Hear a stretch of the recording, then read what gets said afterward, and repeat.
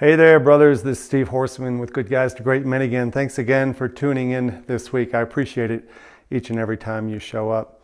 This week's topic is about a word that I think I coined, or maybe somebody else did. It's called Limbo Land. What is Limbo Land to a married guy? And I say it's that feeling of nervous, shaky anxiety. It's the uncertainty of knowing where the relationship is going, what she's thinking. Does she love me? Does she love me not?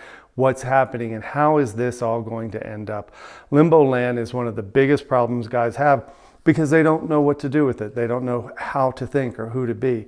So in this video, first of all, the first 5 signs that I've noticed, the key signs or the hints that tell you that you're probably arriving into limbo land or you're squarely into it up to your neck. The first one is that phase called the I just don't know phase, where you start asking her questions about what's going on with you? What are you thinking? What are you feeling? Where are you going? Why aren't you talking to me? What's the matter? Right? Those hummingbird kind of questions that I've talked about before. And the only answer you get is, I don't know. I don't know. I just don't know. We'll see. Stop asking me. Give me time. Give me space, which leads me to the second one. If the first one is the I don't know phase, the second clue is the I just need time or just give me space phase, where she's feeling the pressure of your certainty. You're wanting to know everything that's going on, and all you hear is, I just need more time. I just need more space. We'll see. I mean, you can't expect me to know everything, and I can't tell you what you need to know. Those are the kind of things men hear in this second sign, the second phase, which is, I just don't know. All right. And I just don't know is number 1, and I need you to give me time and space is number 2. The third one, the third phase is when there's almost a total silent treatment going on, except for logistics. She's totally willing to talk about the kids and who needs what and lunches and school appointments and plumbers and stuff like that. But she refuses to speak about anything related to the relationship, anything related to feelings or thoughts or anything going on between you two. And this is also characterized by a total avoidance of being alone with you. Asking for date nights, going out to dinner, getting cornered alone without friends around is something she avoids all the time. She'll do social things, but she wants other people around because she doesn't want to be cornered with you, because she doesn't want to face the onslaught of questions, knowing full well that she's going to give you the I don't know, we'll see treatment. So those are the first 3. I just don't know. I need you to give me time and space. And the third one is the silent treatment, refusal to speak about anything personally, just logistics. The fourth one I call the fiercely independent phase. This is where she's almost getting belligerent, arrogant and snarky about her sense of privacy. She gets dressed in the closet. You don't see her naked anymore. She refuses to leave her phone or anything out where you could find it. She doesn't let you listen in on conversations. So she's fiercely independent and fiercely private. It doesn't necessarily mean she's hiding something. She just doesn't want to feel like she has to expose her life to somebody else. This is a phase where she is getting a life. She's thinking she hasn't had a life. She wants a life. She wants to feel a sense of freedom and independence. And she might even say something to you like, why don't you get a life? You don't need to check in with me all the time. Why don't you just go get a life of your own? You may hear that. In the fiercely independent phase, the problem here is that she's also losing accountability for where she is. She doesn't check in if she's going to be late. She doesn't do normal things that healthy partners do in a relationship, in communicating with each other and being accountable for their time away and also their duties in the household as parents. So that's number 4, the fierce independent phase. And number 5, I call the mixed messages phase. These can all happen at once, by the way. I don't mean they happen chronologically. They can all happen at the same time.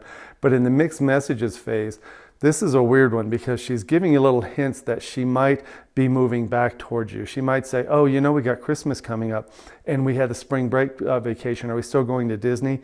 At the same time, she's doing all the other things I just talked about. She still talks about the future as if it's a thing, as if it's real. And you're going, wait a minute, I don't even know if I want to make vacation plans for the spring if I don't know where this is going. That's what Limbo Land does to you. It makes you uncertain and on your heels. She may be saying, I love you every now and then. I love you, but I just don't have those loving feelings for you. And that's a mixed message. It's wishy-washy communication, but still it's enough to give most guys just the shred of hope. Those little mixed messages that she's saying, well, let's go to your parents this weekend, and oh, maybe everything's okay. So she knows you're searching for little shreds of hope, and every now and then she'll throw one out there like, chum, when you're fishing for shark. And so these little shreds sometimes keep you clinging on. Now let me make a point about limbo land.